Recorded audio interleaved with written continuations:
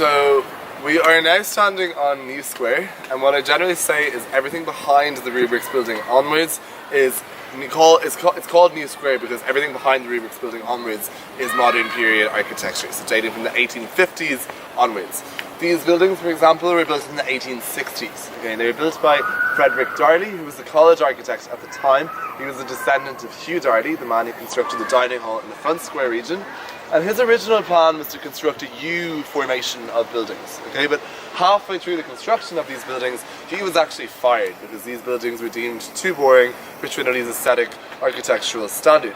As you have seen during the duration of this tour, Trinity College has had quite a running trend of firing and not paying the architects for the construction of the buildings, which probably explains why we do not have an architecture faculty in Trinity College, because if we did, the students probably wouldn't make it past the first semester. They would have already failed atrociously, as the standards expected were so high. Today, this is all college accommodation apart from House 39. House 39 is where the law school of Trinity College is located, so that's where a lot of the law seminar rooms and also the law offices are located. In House 38 is where the famous Irish playwright and poet Samuel Beckett lived in his final year of college year.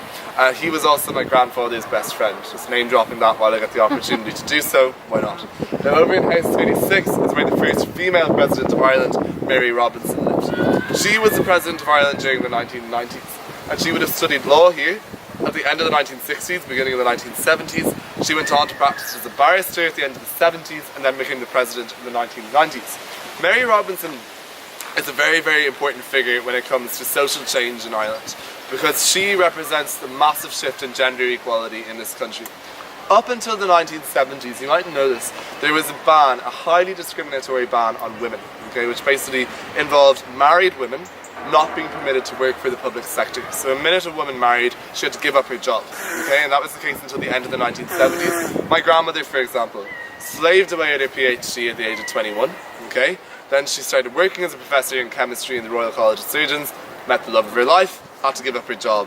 The only reason she was able to go back to work was because she was widowed at the age of 29, okay, so that was the only way a woman could work.